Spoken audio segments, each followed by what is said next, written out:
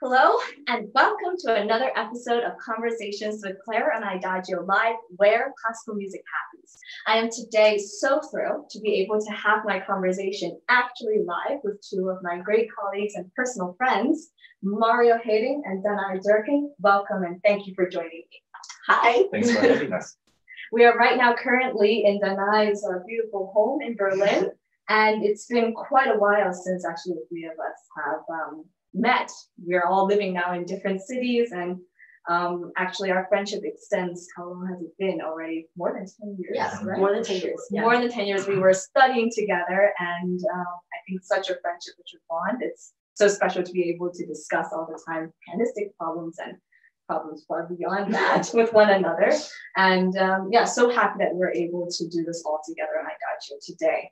So yes, tell me, how has it been going for all of you? Of course, actually, we've been constantly in contact, but I'm sure it'll be very interesting for our listeners to know what's been happening during this whole lockdown. And here we are in July and things are coming back to life. Maybe start off with that. Yeah, so for me, I had just come back from a tour in Japan when this whole lockdown started, and I came back and I started spending so much time with my family, which in a way was such a nice change to my usual life, traveling a lot and not seeing them so much. So that was kind of a treat actually to spend all that time together, and somehow also to make music without a deadline ahead all the time. There was no concert, no rehearsal, no anything coming up. It was just making music for the music and for the sake of it. And that was a really nice change, I thought, and so unusual. It kind of reminded me of back in the days, like much earlier when we used to play. It's funny that you say that, because I spend most of my time in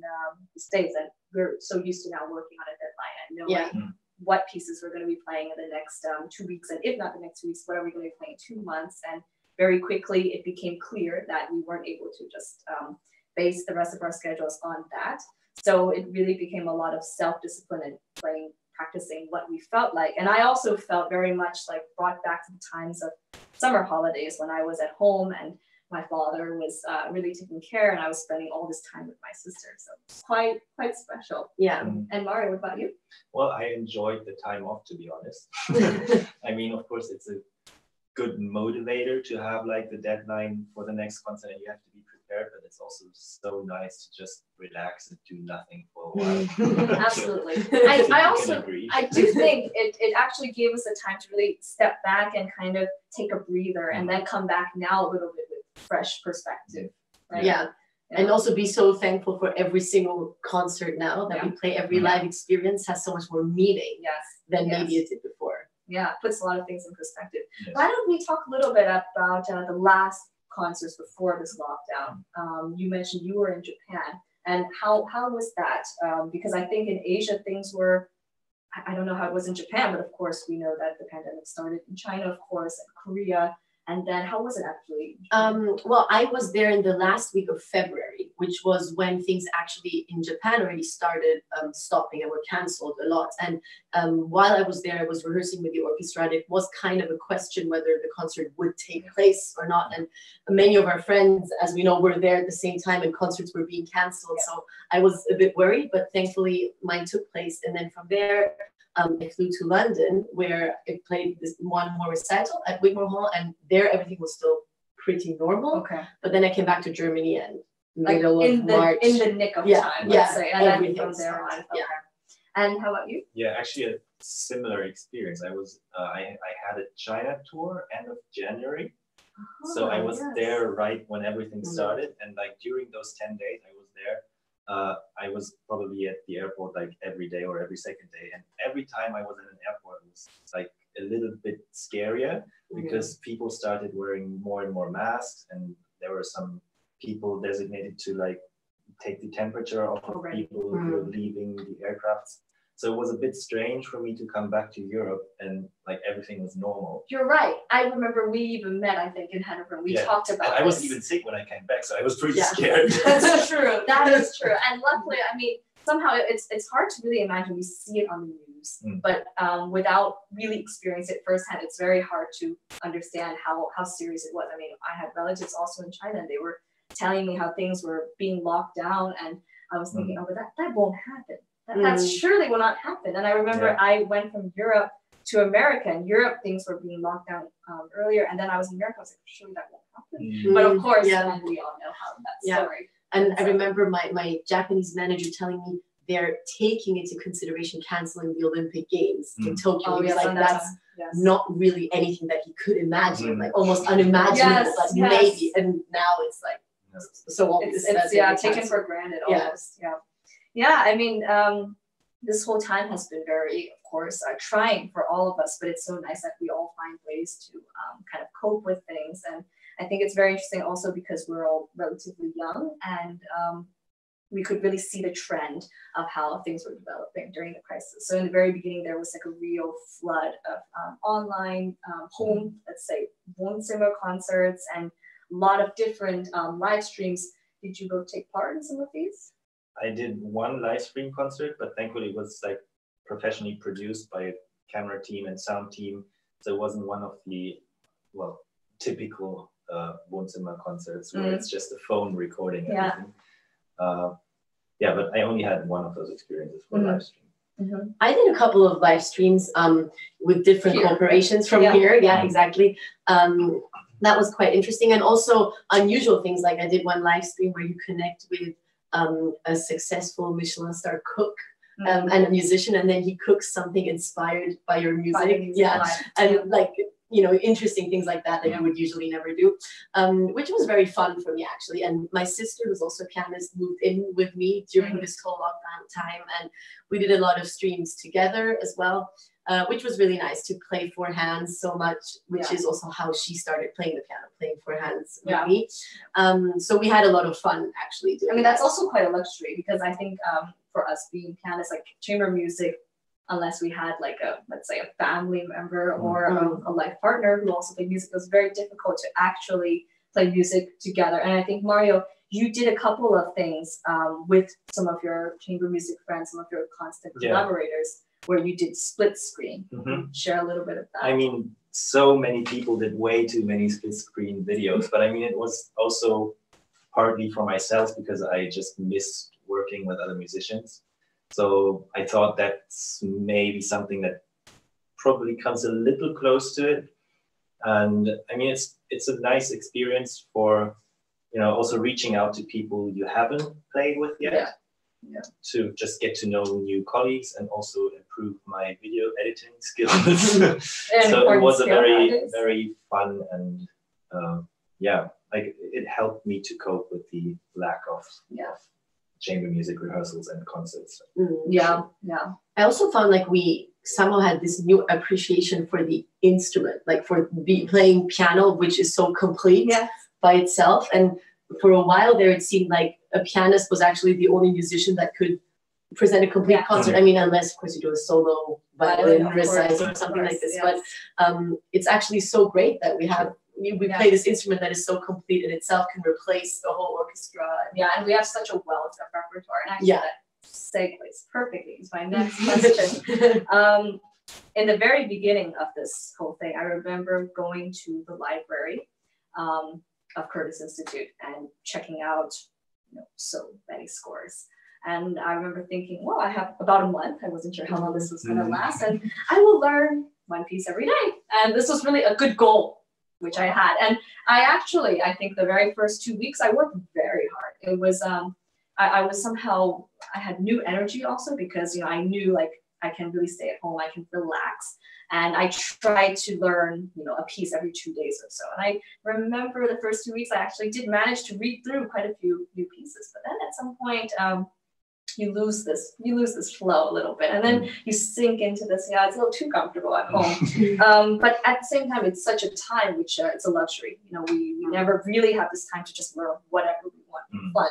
Did you guys have some pieces which you have time to like pick up some pieces you had always wanted to learn or explore something like maybe not even piano, but like some hobbies that you never had time for? In the beginning, I really tried to act like.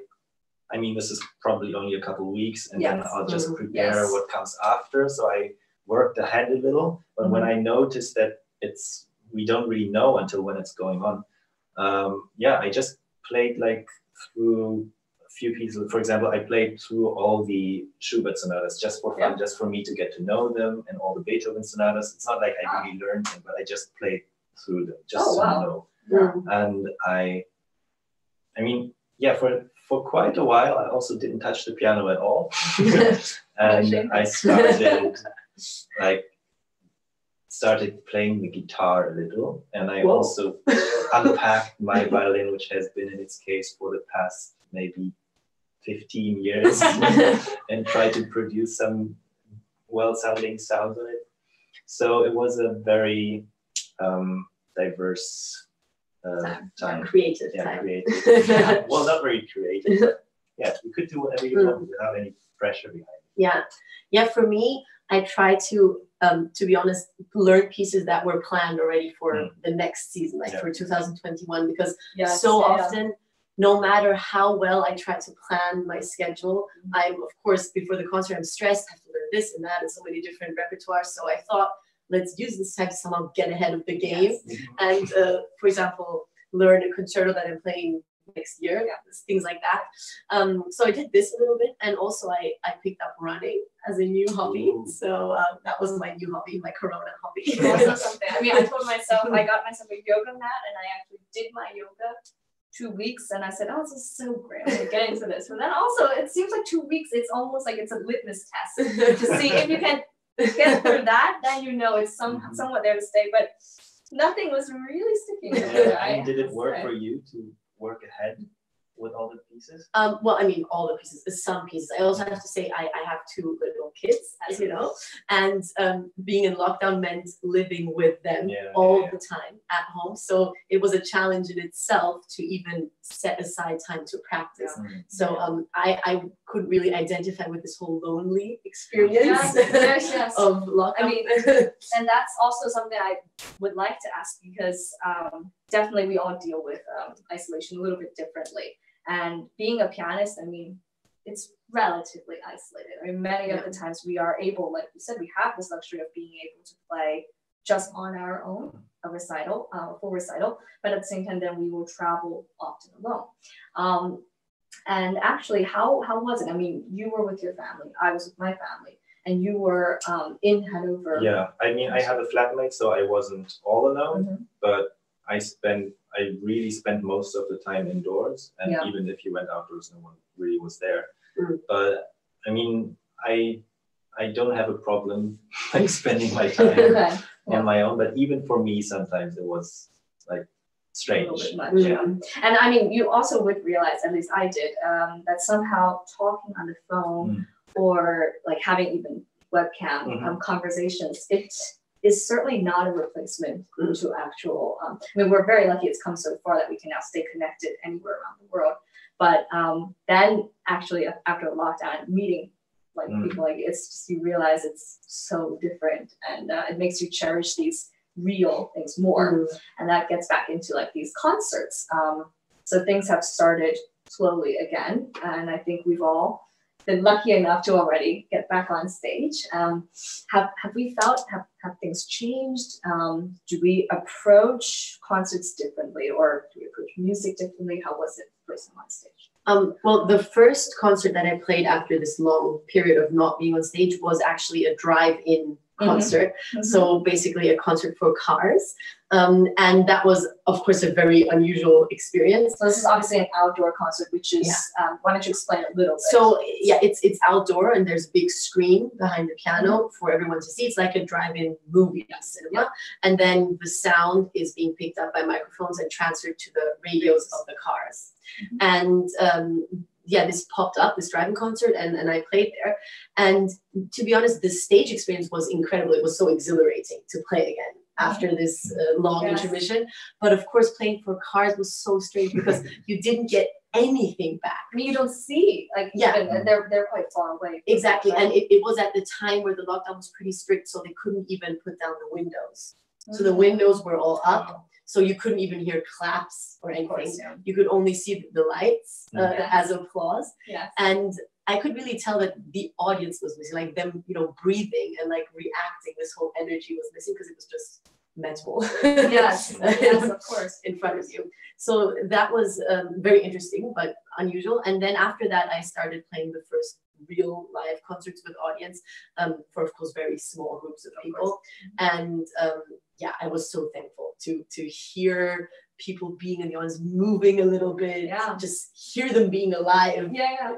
I mean, I was never one that was really bothered by people. I don't know, sometimes some people were disturbed by coughing. Nowadays, that's a little bit suspicious. But like, I mean, the sounds in an audience, it never bothered me. It was so reassuring almost to know there's people there and we're not alone. We're in this together. And I think that that's something that now we're more grateful for than ever. Yeah, absolutely. And Mario, you also played. I mean, I had one concert in front of a live audience and it was also outdoors.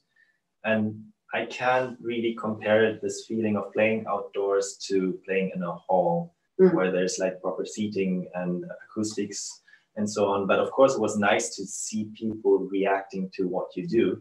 On the other hand, it's also strange to see them sitting so far apart and wearing masks. So it's still a little uncomfortable and it doesn't feel like a real, it's not the same as we had before, for sure. But I think maybe it's for now the new normal. Yeah. And also, Maria, I mean, you said you had your first live concert, but could you tell us a little bit about the ghost concerts that you had at the Spannung, which also was in the IDAGIO Global Concert Hall?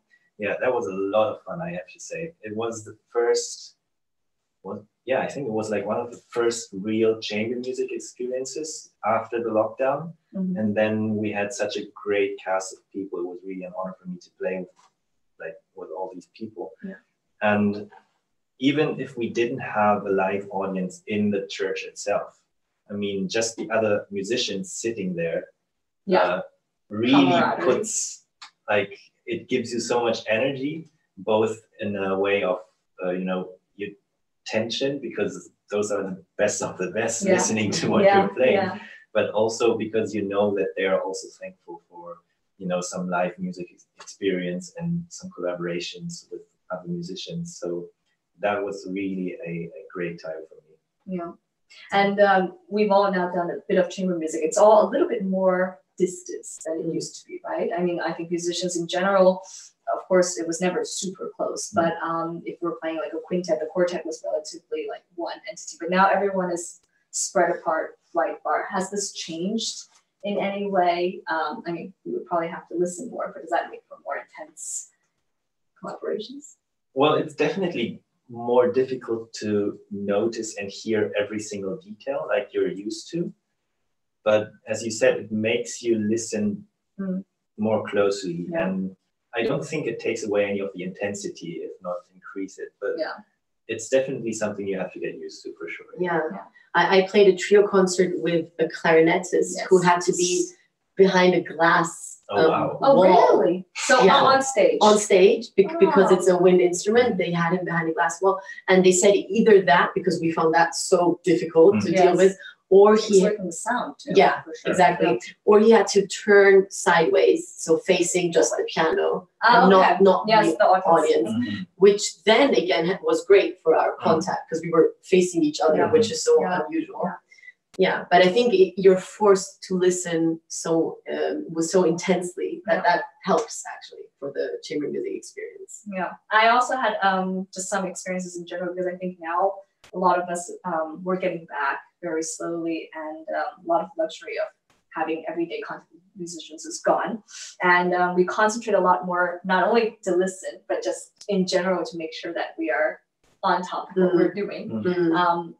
Definitely, at least for me, playing at home, practicing on my instrument is very different from performing. And nobody can say that it's the same. I mean, I practice every day at home. No, fine.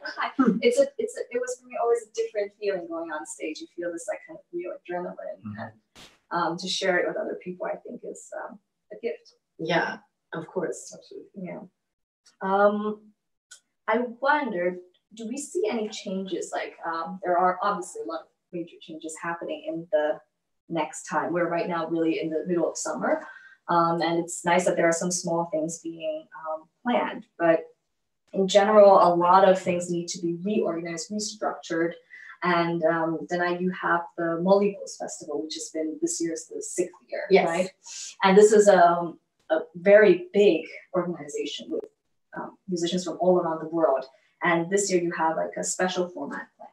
Yeah, so this year we have a special edition plan that is actually also going to be without audience, and it's going to be a binational event. Usually it just takes place in Greece on the island of Lesbos, but due to the travel restrictions, this was the first reason for us that we had to cancel the edition that was planned, because we have musicians coming from America, for example, which is impossible right now, and yeah, from all over the world. So due to travel restrictions, it couldn't take place, and now we're doing an online format. It's going to be streamed on several platforms, and the overall theme is going to be synchronicity, because we want to highlight this feeling of making music at the same time in different places. Mm-hmm. So we're going to have someone playing in Germany and in Greece at the same time and connecting that virtually. Oh, wow. So we're going to have things like, for example, Mendelssohn's concert pieces for clarinet and basset horn with piano, and the one clarinetist is in Greece, the other one is in Germany, and then playing together. And this is not split screen. Well, the one is pre-recorded a couple of minutes before, and the other one is playing on top. On top of that, yeah, I understand. Exactly. Yeah.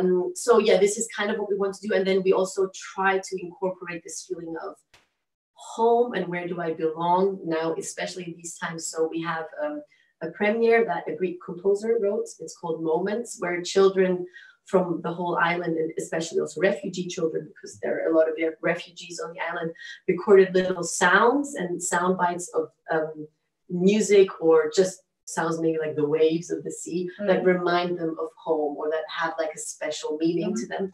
And he incorporated these pieces into a new work that's going to be premiered. So yeah, these are the projects that we're doing this year. And then we hope that, of course, next year is going to be back to the usual chamber music festival. So this will be like a major event that you're providing online on different platforms. Exactly. Yeah. Wonderful. And that will be sometime next month. That's in August. Yeah. 18th and 19th of August. We'll make a shout out to that for the end of the show. And I mean, this is Beethoven year. And I know that for me personally, I had planned quite a few special projects and different repertoire that will kind of respect or show the full respect for the composer. And it seems that there are many opportunities that have been lost. A lot of big orchestra concerts cannot come together, and there's a lot of symphonies, but they're all kind of smaller format. How was it for both of you this year to prepare? I mean, both German pianists, and this is obviously a huge event. Was there anything special that you had kind of on schedule? Well, I was lucky enough to open my personal year with the Beethoven Choral Fantasy and the Nürnberg Sinfonica in January. So I already had like my big Beethoven project already in the beginning of the year. And since I play a lot of Beethoven in my regular repertoire anyway, there wasn't such a big shift towards more Beethoven. I feel like, I mean, many of the big festivals, of course, had like a Beethoven focus, but then there were many who said, well, everyone's going to Beethoven anyway, so we're going to do something like maybe completely different, or something that's related to Beethoven, but not Beethoven itself. Yeah. Of course, most of those festivals got canceled or postponed. But I mean, for the Ghost Festival, for example, I learned the Archduke Trio, which was also new for me and a great new discovery for myself. And we are going to play a Beethoven project end of August, which I'm very much looking forward to. Yes. What is that? Oh, you don't remember? Why don't you share? Well, we're going to play the Beethoven 9th Symphony in the reduction for 4 hands on 1 piano by Carl Czerny, but with the addition of a small choir and soloists. And we're going to play that 4 times. 4 times in 3 days. Yeah, it's intense. I think that's also going to be a change, that since the audience has to be reduced, we're going to play the same concerts maybe twice or 3 times. How has that been? I've done it a couple of times already, playing a concert twice, and I have found it refreshingly great. Until now, I haven't done many. It's been just a couple, but for me, I always went on stage, I would play a concert, and of course, I think like most musicians, we always think, what could we have done a little bit better? Like, I wish if I had another chance, I would have done that or tried that, improved that. And now to have like this 1 hour little break in between and then to play it again, at least so far, I've always felt that the second, it's like a second chance, the chance to like make it better. Have you had any of these yet? I didn't have the experience yet. Well, I recently had one, which was actually also a Beethoven project. Oh, yes. It was one that was with music and speech, actually, and it was with kind of rare Beethoven repertoire that is not usually played. Some early works, some of his like without opus works.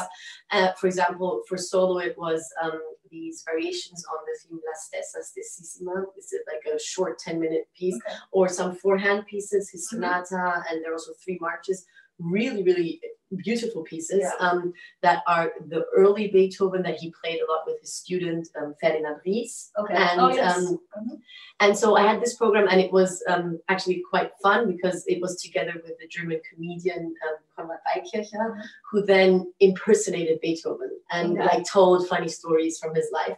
And we did that program twice. And similarly to you, I also felt like it was like one is the general rehearsal and the other is the concert. In a way. I wouldn't. So we should want practice to. on the second.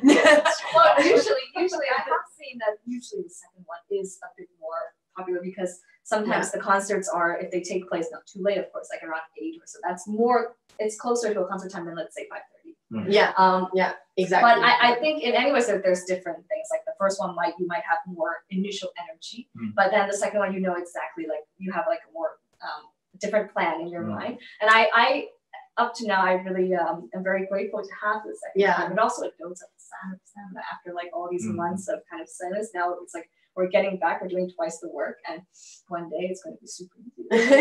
So we can then do everything we want to do. But also I have to say, I like the idea of like 1 hour programs without intermission. Right. Somehow That's interesting. I feel it's so refreshing. Yeah, this I actually like a lot too. And I think for audiences, that's really something because like many formats, I think if you plan an evening out through a recital, you always have to give it more than 2 hours, like 2.5 to 3, like including maybe the driving. And then the whole concert is always about 2 hours because the intermission is quite long. And now I think it's much more compact. And also for them, they can really stay focused. And I think 1 hour is actually a very good time in terms of for concentration.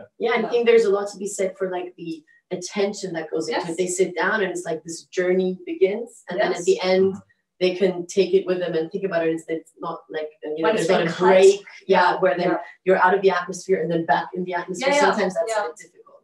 I mean, some people have also mentioned, some other performers, they've told me that it's a little tricky with these 2 concerts because you're really on a high, and then you're dropped for about an hour, 1.5 break, and then you have to like bring yourself to that energy level again. That might be a little tricky, but I think it's something that with a couple of times of practice, your body is accustomed to kind of anything. But that's very interesting. So you played this program 2 times and with a little break, and the audiences, it was like very well received. It was for these times, I guess, unusually full, like up to 100 people. Of course. So that was also nice to somehow have this amount of people in the audience. But as you said, I found that it was a great chance to like immediately react to what you want to do differently and also feel more at home in this particular stage setting. Yeah, that's really great. I think we can maybe travel a little bit back in time now. As I had mentioned at the very beginning of the show, we were studying together for many years, and I remember many master classes which we took part in, great times, and many Vorspiels where we would sit for hours. And I think in the time it was like, oh, another Vorspiel, another 5-hour thing. No, but now I really miss these times. And why don't we have a little bit of background from each of you, like who were your first teachers, and then maybe the times ahead of it. Well, I started playing the piano in Düsseldorf at the music school there with a Ukrainian teacher whose name was Marina Kaifetz. And then when I was 11, I went to Professor Kemmerling already. Okay, so since very long. Very young, and I stayed with him for 10 years, basically, until the very end. Yes. Where I met you. I started in Berlin with, well, first my mom, and then I went to also music school teacher, a Japanese woman called Kimiko Higuchi. She's now back in Japan. and I stayed with her for, I think, more than 10 years, maybe 11. Oh, wow. And then I had 2 years with Fabio Bidini in the UDK and switched to cameling right after until he died. And now I'm basically still kind of working with Lars Vogt. Okay. Okay, so it's relatively international. And so you, after Professor Kamerling, you've also been a little bit with... Exactly. So until today. Okay.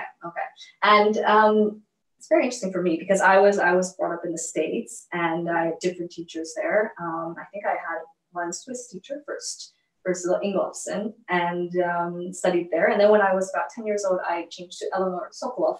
No relation to Grigory Sokolov. Many people, as soon as they hear that, they're like, oh, I didn't know you had a life. But yes, and then I entered Curtis Institute where I continued my studies with Eleanor Sokolov and Gary Grafman, and then moved on to Hanover, where I took part in many master classes with Professor Kamerling and also studied with Professor Ari Vardi.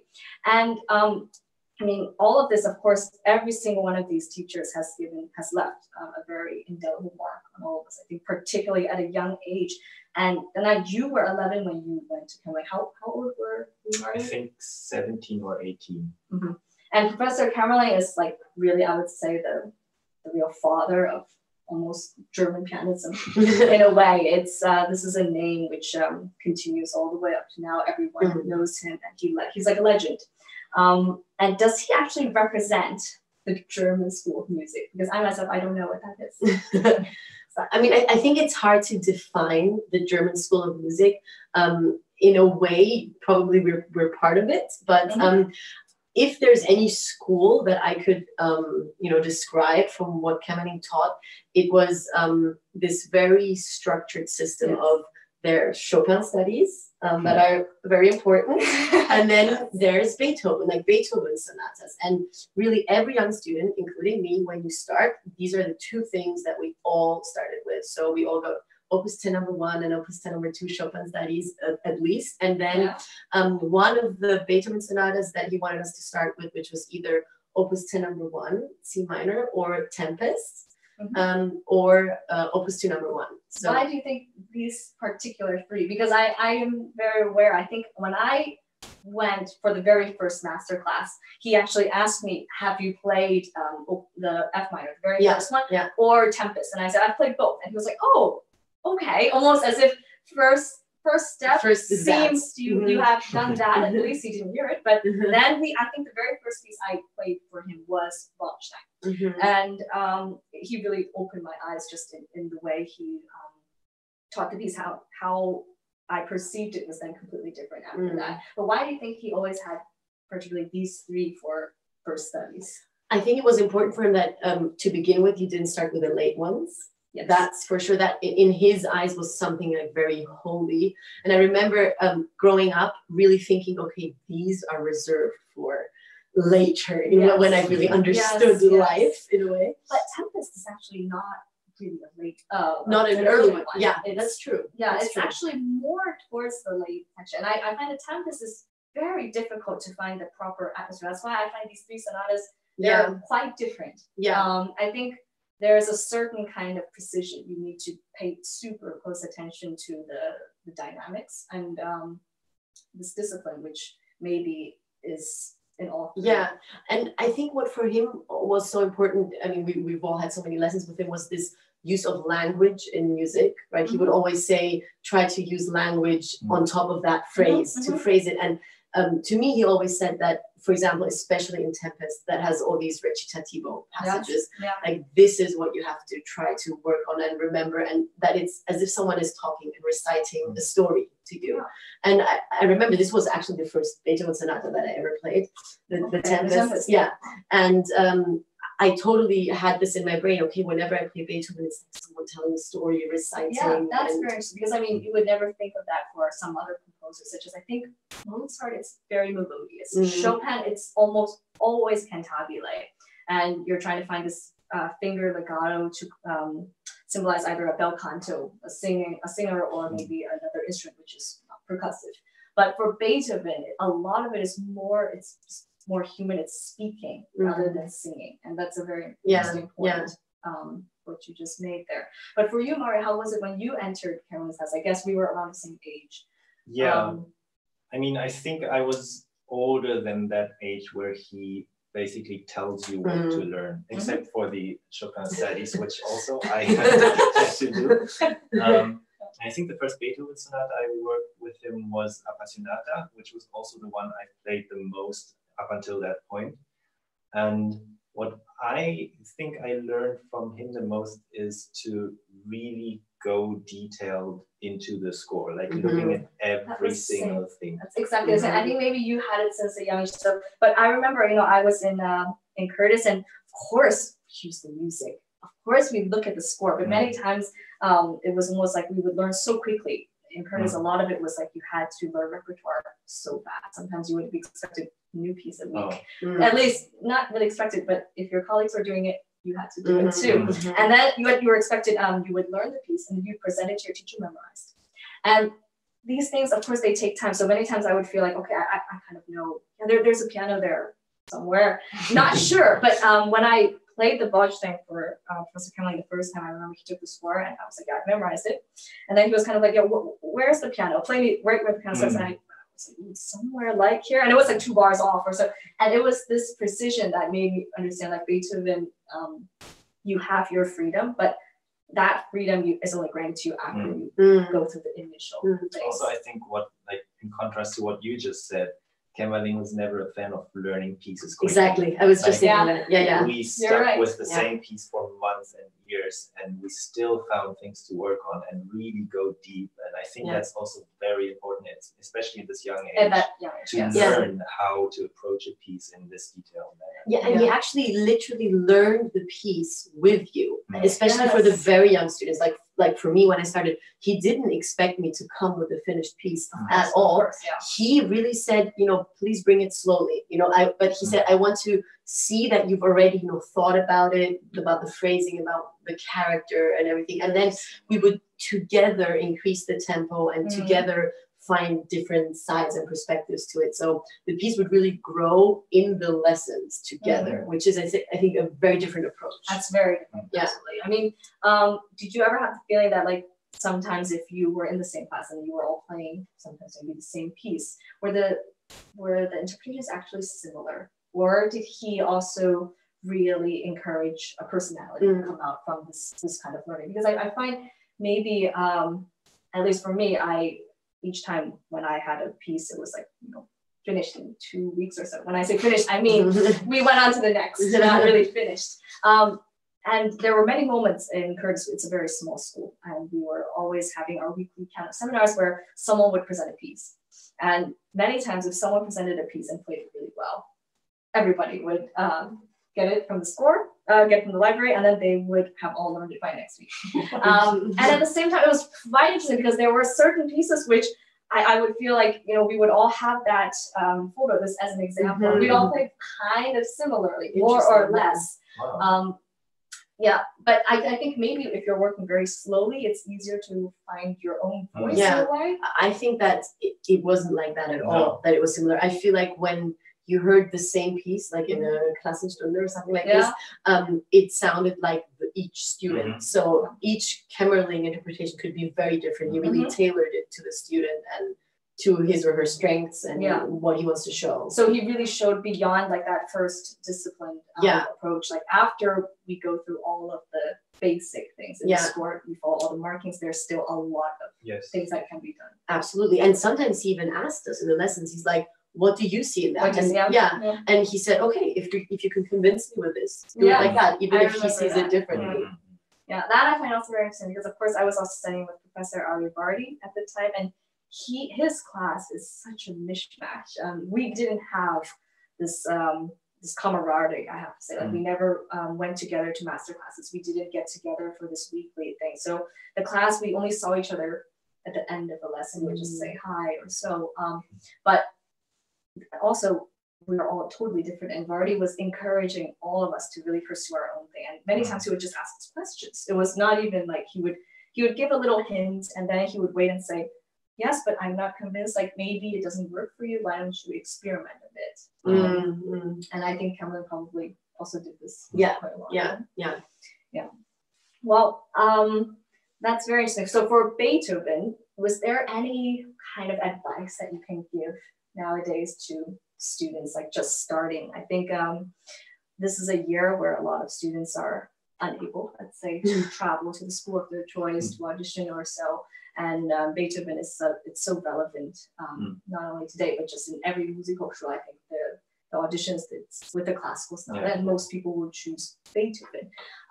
Any advice from two great German pianists for those students? I mean, do you want to go first? Sure.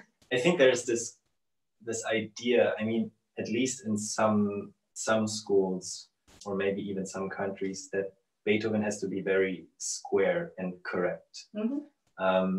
Maybe sometimes even machine-like, everything has to be right. But I think there's much more freedom in the music than some people might think. Everything has to be rhetoric, and like there's so many gestures and so many surprises. And if you only have this image of Beethoven as a grumpy old man in your head, you're gonna miss out on such a big part of his music, which is humor. It's so like spread in all of his works basically. And I think you shouldn't have like this fixed idea about what Beethoven has to be, but go and explore everything that there can be. Yeah, that's cool. Yeah, I would say two things actually. The one thing is kind of similar, that Beethoven is not just this man on the picture with the crazy hair, but it's so much more than that. He's a man that loved nature, that loved peace and quiet in nature, that got inspiration from that, like Pastoral Symphony or Pastoral Sonata or something like that. A man that was very much in love, and that expressed his feelings through his music. So it's not just the ill-tempered, loud, explosive man. And I think that really comes through in his compositions. For example, the fourth piano concerto, how it starts. This is not how we would characterize Beethoven, but he has this side. So I think it's very important, as you said, to keep in mind that he's a complete character and not just this one side. And the other thing I would say is to try to find a balance between not being scared of him, because he's such a big figure, and it's his works are almost untouchable, and we have the feeling that we can't reach those legendary interpretations that have already been reached. Is like, just do it, just try it. You know, everyone has something to say, no matter how young or experienced or not experienced you are. But of course, at the same time, also really respect the music. I find like Beethoven's music is the kind that can be destroyed when the pianist tries to put himself in the foreground rather than the music, because it's so complete and there's so many details in the score that I would say it's important to find this mixture of complete respect for the music, but also don't be scared. Just give it your voice. Also get a good edition, and maybe maybe even compare them, because there are so many bad editions that just added stuff on top of it. Also Which edition do you use, Mario? Well, I mostly use Himmler, but actually with Kämmerling, he always had the Schnabel edition. I have it right here. So many commentaries, so many editions, but just to have this idea what can be done and what possibilities there are. It's really interesting to compare like the text. Well, there isn't the text. There are like, they're always trying to get as close as possible, but it's really interesting to have this comparison. Yeah, I also would recommend at least looking at this Schnabel edition, not taking everything 100% seriously, but it's so detailed with so many suggestions of interpretation and amazing fingerings sometimes that really assist the music. And Kämmerling used it a lot, so I definitely always also look into that when I play. Highly recommend. I mean, basically both of you said everything I would have said. Also to students in general, there's just one thing that I've noticed when I see incoming students, a lot of them from Asia or America, many of them like to play what they would consider the most difficult works by Beethoven. Many of them would say, you know, we need to sing deep. We want to show that we can do the really late Beethoven. So it's almost a choice made out of wanting to prove something rather than based on their own love for the music themselves. And Beethoven wrote 32 fantastic sonatas, and I think each of them is an equal to another, and presenting each of them some of the rarer played ones that's actually more special than everyone wanting to bring, let's say, Hammer Clavier or 110 or some of the really popular ones. It's so difficult to get out from the shadow of these great legendary interpretations of Appassionata or Waldstein or like these are some of the ones that we play a lot. I mean, I think almost in a way, those interpretations, they're resounding in our ears, and in order to find our own way, we need to really get out of that and rather find the inspiration in the Beethoven symphonic works and his chamber works and understanding far more of his musical language beyond the keyboard. I think that's very important for students nowadays. What are the just future plans for the next coming months? Some exciting projects in the next season that you'd like to highlight? I mean, Danae, we know the Mullihouse Festival, that will be August, you said 18th? Exactly, August 18th and 19th is the Mullihouse Festival.